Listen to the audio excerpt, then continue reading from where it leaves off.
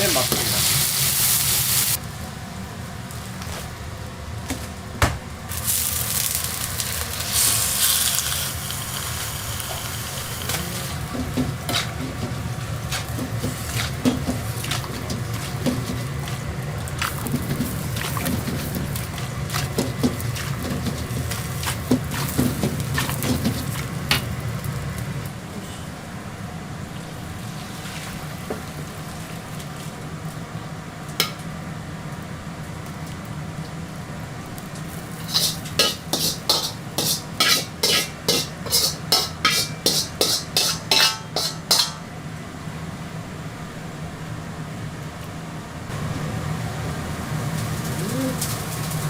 あんまりちょっと考えてないですけど、とりあえず自分好きのメンマみたいな。結構メンマも人気あんで、それなりにお客さん食べてくれると嬉しいと思うんですけど。これは昨日の余ったスープで、その2つは今日使うんです。昨日の夜かけたやつ。左側がもう昨日昼間から作ったやつ。左側からなるべく使っていきたいと思います。そうかそうか。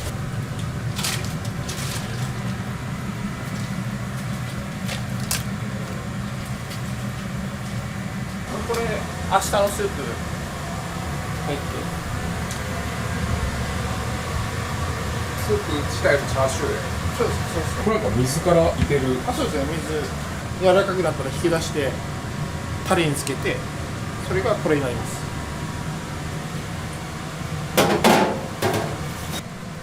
昨日作ったやつですね。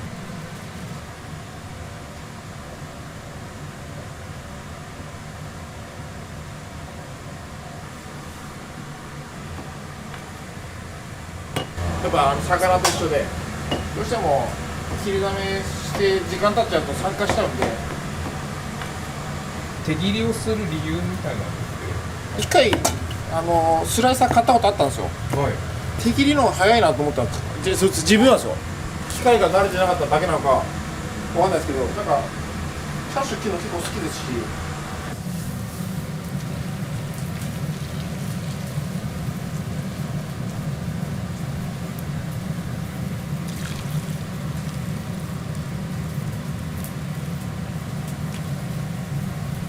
周りだけ色つける感じで。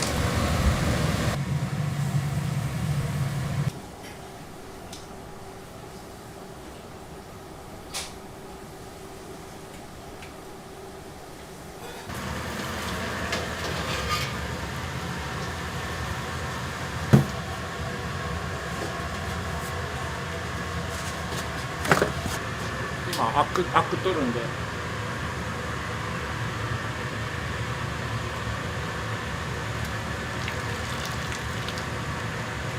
あまりアク取りすぎないようにしてますね。多分こだわるとこは一回アク出た時に一回スープ捨てるんですよ。でまた水を足してやるんですけど、僕はもう骨のままガッて最初からこのままいくんで、ちょっとアク残した方がアクのうまみっていうか、カスみたいなのがどうしても出てきてるんですけど、こういうやっぱカスが出やすいというか、逆にちょっとこういうなんかやつあった方が自分はうまいと思うんで。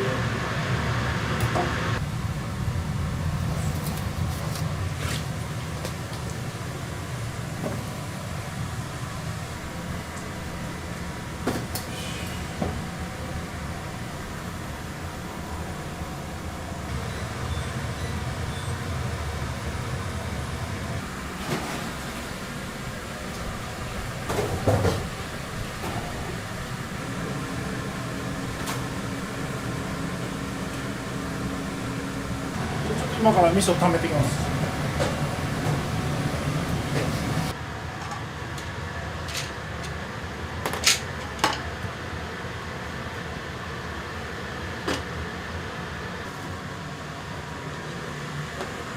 これはもうニンニクですね。だいたい1日2タッパー。うちのラーメンあまり軽いものを出したくないですね。やっぱりちょっと米欲しくなるぐらいの深みとコクをちょっと出したいんで。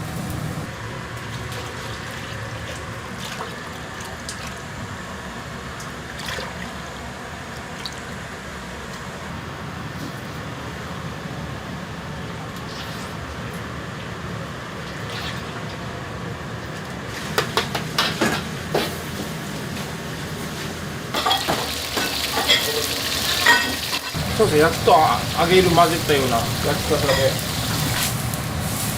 結構ラード使うんで、これ焼くことでそのなんか変なにんにくのなんていうのか飛ぶんですよね、はい、で全国に変えるというか、はいはい、これは何ですか？これ昨日の味噌ですね。味噌スープです。朝の軽い味噌と15の味噌を合わせることでコクが深まるというか。ここからはちょっと門外不出なのでちょっとすいませんが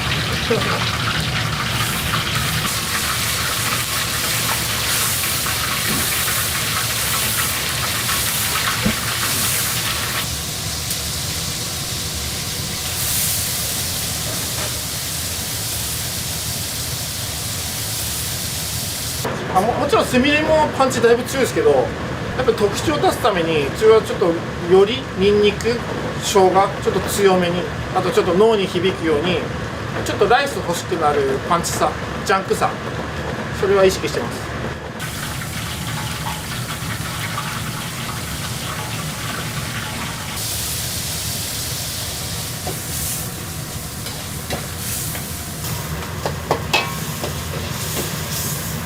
最後の水分飛んだ後ぐらいからその焼きに変わってくるんで、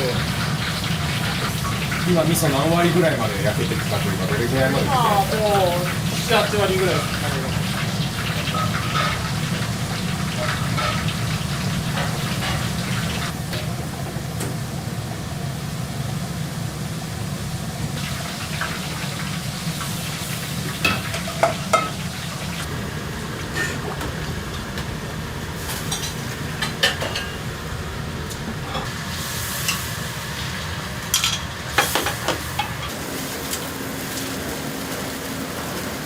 結構こまめに火加減変えるんですね。そうですね。やっぱ焼き跡と見ながら状況なんか常に集中しないと一瞬の時を逃しちゃうんで。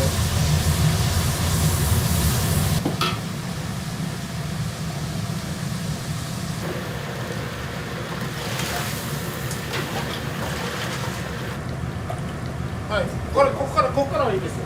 ありがとうございます。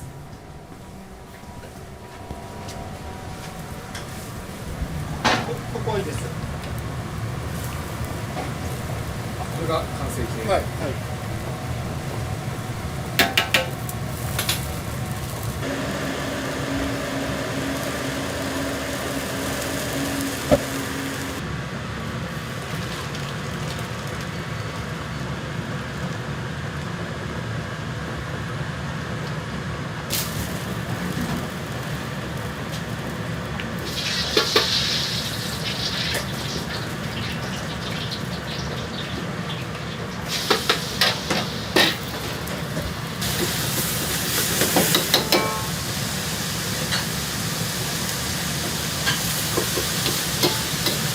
ちょっと味噌をちょっと溜めていかないとちょっと間に合わないですね、オペレーション的に。でも溜めていった方がちょっと味も入るんで、こっちの方がいいっていう判断ですね。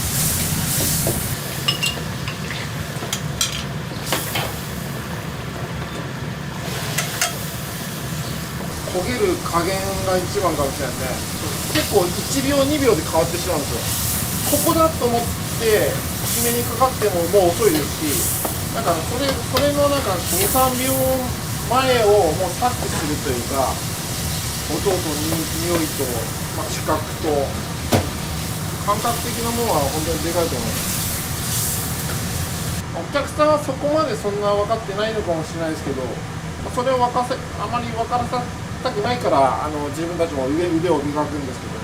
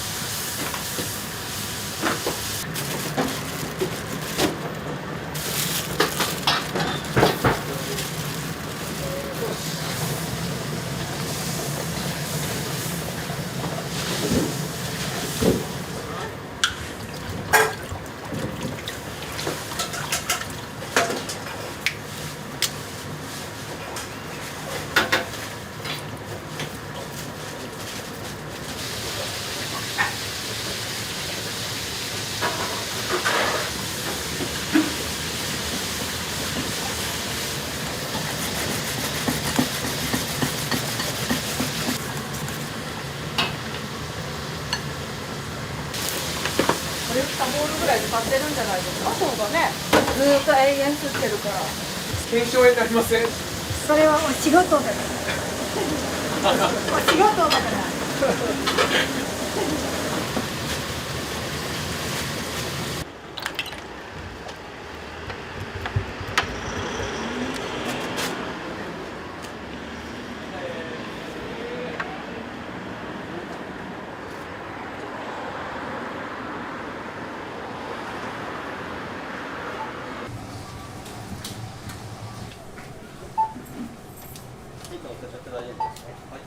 お金を入れてください。お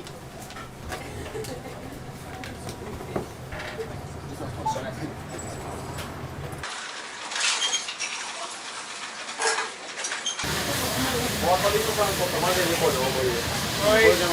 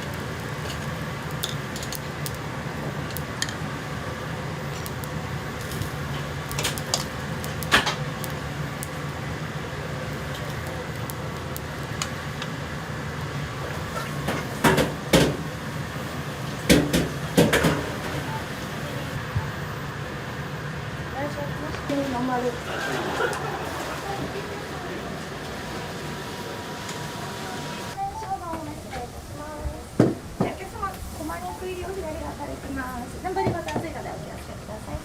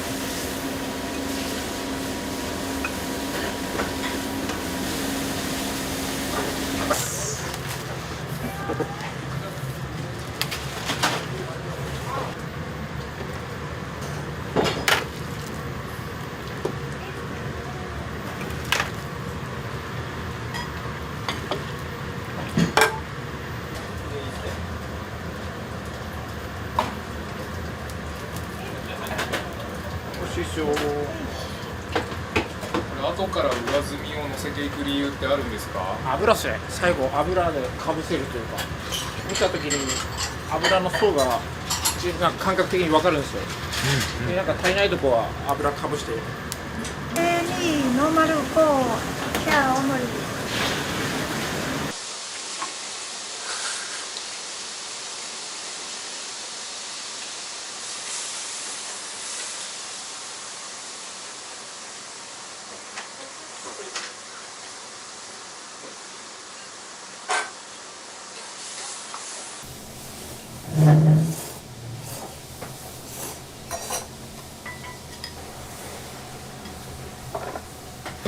お題入ります。味噌4個で大盛りお願いします。波固めやります。あれこれ7年近く通い続けてます。やっぱりスープが美味しい、抜群に生姜使ってて、それがすごいいいアクセントというか、多分炭でとちょっと違うテイストのスープがすごく気に入ってます。あれはやっぱりそのバランスを保つためにパンチの中にもやっぱりちょっと飲みやすさというか、でも生姜入れた方がちょっとうまいですね。やっぱり北海道だとやっぱ極寒の地なんで、こっちちょっと気温とかも夏は40度近くまで行きますよね。やっぱそういうことも考えて、土地柄のことも考えて、油ももしかしたら炭火よりも張ってないと思うんですけども、けどそれは食べやすさとともに、けど厚さも残しつつ作り上げてますね。はい、自分の個性で。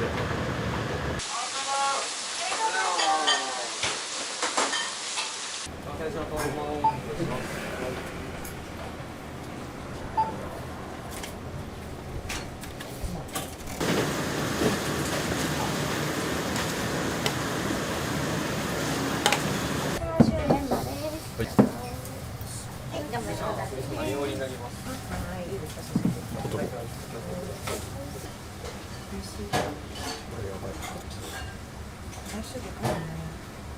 最初でかいね。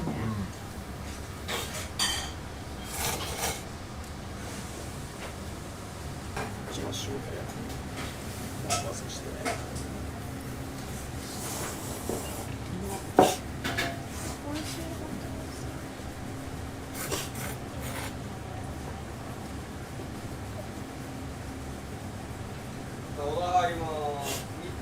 幼馴染がおすすめしてくれてる日本一の味噌があると聞いて、パンチはめちゃくちゃありますね。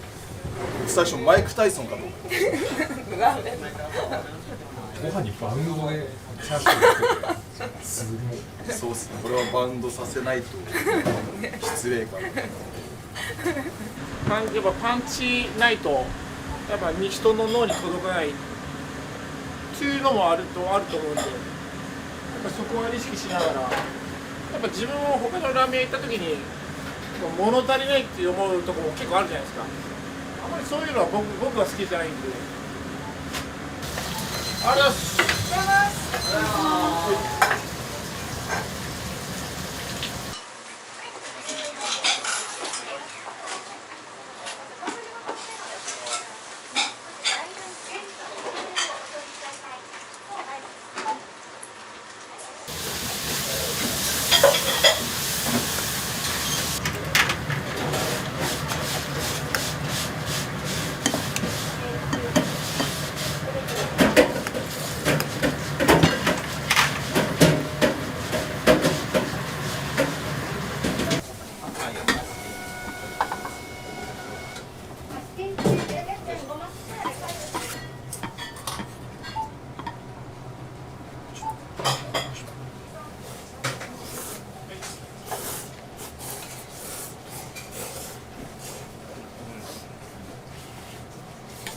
もやしとトッピングをかけてください。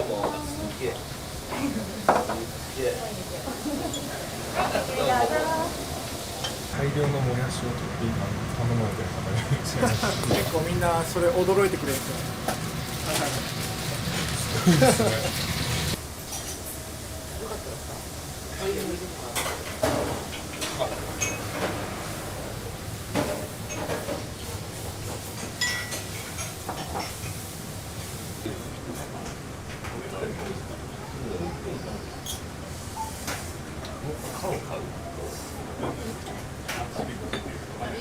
みんな同じこと言うと思うんですけど、やっぱ段違いなんですよ。段違いの味噌ラーメン。味噌ラーメンの中でレベルが違うというか、そんなん食べらんないのかねって思うんですよ。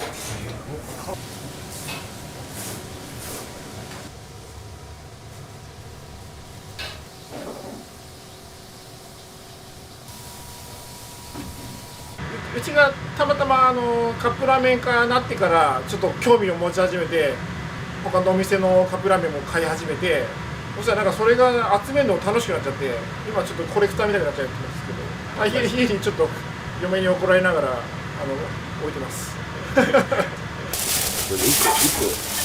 個600円のカップラーメン。買いました。すみれオールスター2個1200円。娘用に。子供にあげます。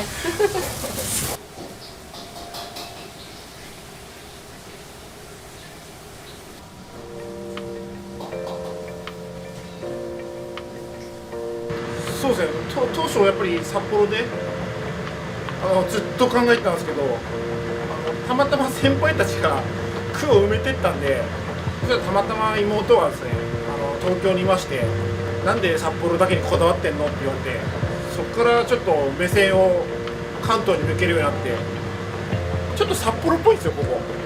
船堀がなんかちょっと道路広いですし、社長はどっちかといえば弟子も東京に1個2個あってもいいって考えだったんで、結構賛成な感じで言ってくれて、ただ当の本人はやっぱり前例がないわけなんで不安しかなかったですね。この味がやっぱ受け入れられるかが場所にもよると思うんで。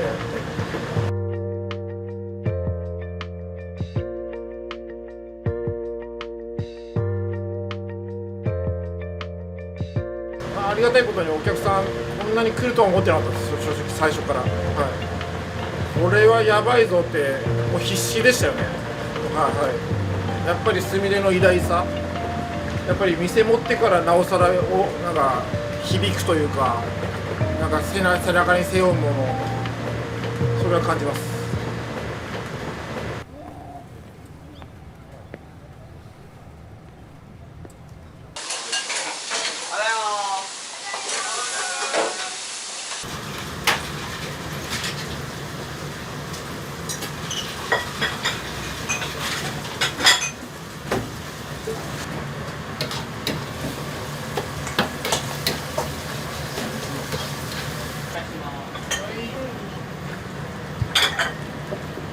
味噌3個大盛りますよ、大盛り。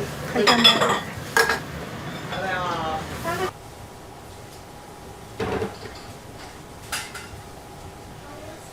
みんなそれ驚いてくれた。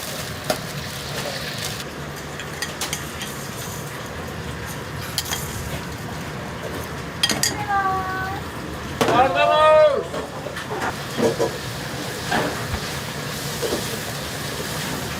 はい、抹茶です。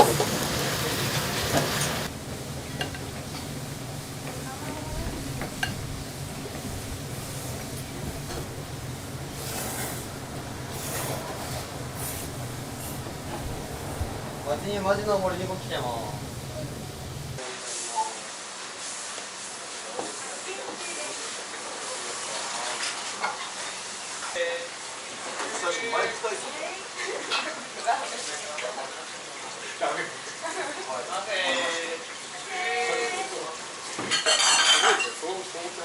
味噌をもともと苦手であんまり食べられなかったんですけど、たまたま美味しいよってことで食べたら、結構こう今までの自分のミスのこととかひっくり返ったり、すごい美味しいというか、まろやかですぐに食べちゃってて。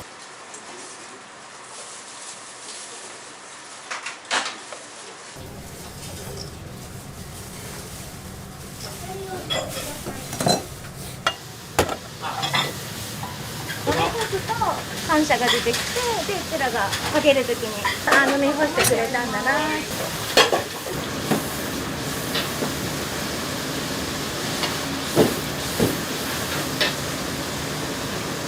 飲んでます。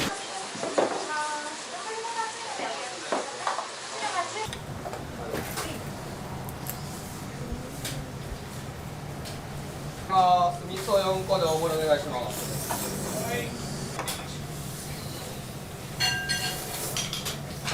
入れて少しこう混ぜながら絡ましてちょうどいい甘めに、まあ、元気になるし風邪ひかない感じですね、これ食べると。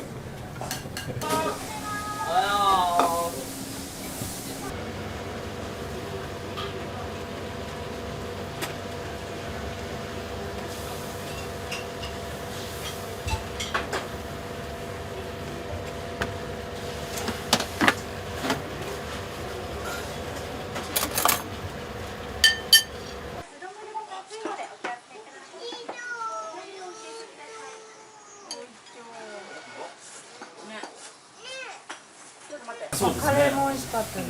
カレーも美味しかったです。チャーシュー入り。柔らかかったね。トロトロして。ほぐれてましたよ。ほぐれてたね。食べました。はい。美味しい。はい、美味しいって言ってたね。カフェ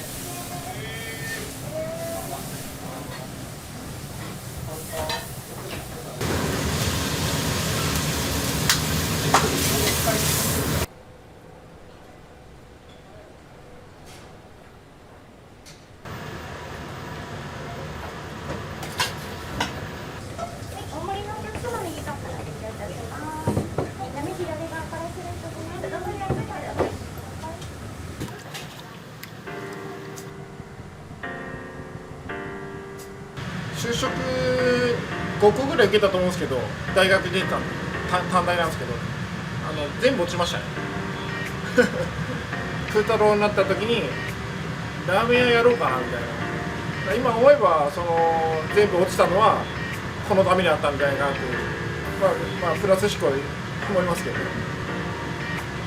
当時やっぱり札幌に僕住んでたんで、一番有名なすみれ、しかも自分も札幌ラーメンが一番美味しいと思ったんで、なんか厳しそうなイメージもあったんですけど、どうせやるなら厳しいとこは行った方がいいかなと思って行きました。もう最初3ヶ月はなんか指切りまくってましたね。歩く救急箱みたいなこと言われてました。今はもう見てもって10年とか経ってるんで、これからは自分の体との相談しながら、あまりオーバーワークになってもやっぱり長くやりたいんで、このラーメン屋をずっとこのお店を続けていきたいっていうそうですね、店舗展開は考えてないんで、うちらのやっぱり一般のラーメンってなかなか難しいんですよね。タレがあってスープがあってとかのレベルじゃないんで、人の腕で焼いてそれがあるんで、どうしても店舗展開するともうブレブレになるのは目に見えてますよね。今まだ44なんで、全然無理しますけど、やっぱこれが50過ぎてとかなってくると、ある程度やっぱ自分との体と見ながらやっていかないとなっていうのは思ってますね。今はまだ全然大丈夫ですけど。